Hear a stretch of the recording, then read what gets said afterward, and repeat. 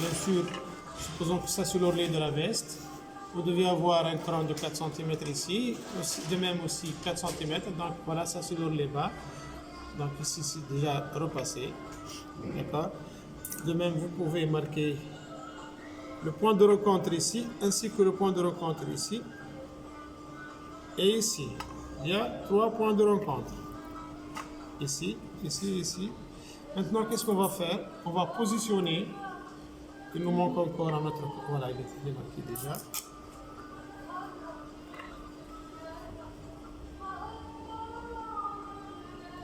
Voilà. Qu'est-ce que vous devez faire maintenant? Positionner les deux crans. Donc ça, si par exemple on peut simplifier l'exercice, si vous avez ici un cran de 4 cm, vous devez avoir un autre cran de 4 cm espacé ici. Et si vous avez aussi un cran de 4 cm, vous devez positionner un autre cran. Maintenant, qu'est-ce qu'on va faire? On va positionner les deux crans endroit contre endroit. Voilà, superposition des deux crans. Après, vous devez maintenir les deux crans. Si vous êtes sûr que votre disposition du cran sont correctes,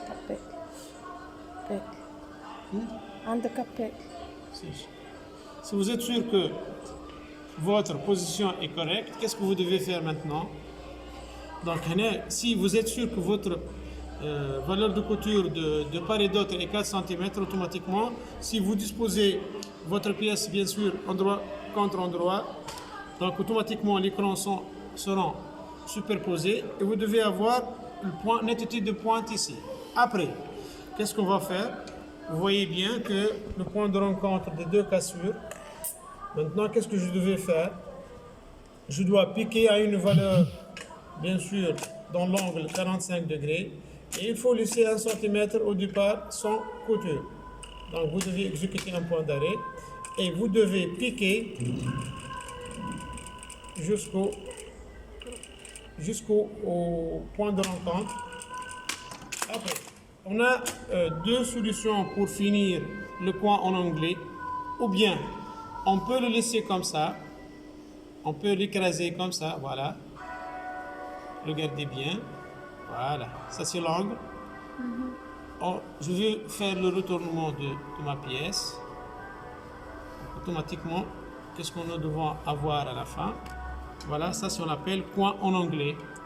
D'accord? Comme il est propre, comme il est fini. Sauf que cette valeur, on peut le retourner et dégarnir.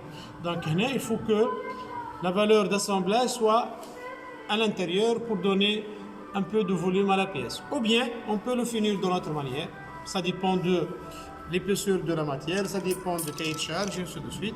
Je peux couper à 1 cm, même plus qu'1 cm ici. D'accord? Même il y a des pièces exécutées au niveau de départ, le patronage, déjà, cette partie est déjà éliminée. Vous devez superposer seulement et vous piquez 1 cm. D'accord?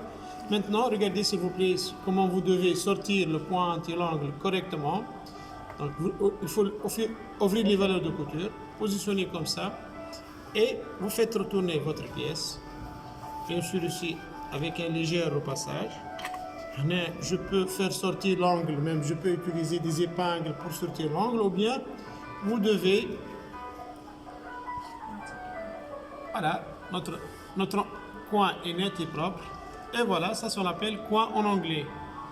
Donc, ici de chercher sur net, de trouver où on peut utiliser ces différents types de coins en anglais au niveau des vêtements. D'accord? Donc, on va le faire le bas de manche de la veste. D'accord? Allez, vas-y.